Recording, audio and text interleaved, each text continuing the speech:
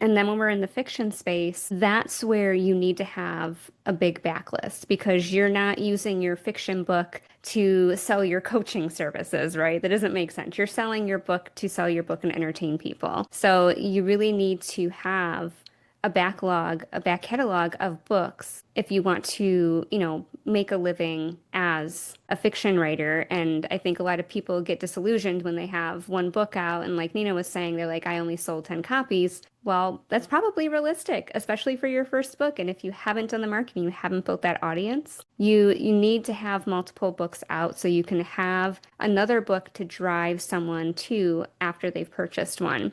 And then you just kind of keep building, and then you eventually have that snowball effect that you're building your audience as you're doing subsequent books, and you have more books to keep them into your funnel and keep them excited. Now they're checking out your Substack or your podcast or whatever other content you're putting out there. And then that is how you just continue to build and build your audience. And then as a result, build your revenue from your book sales. But just one book really isn't going to cut it in the fiction space.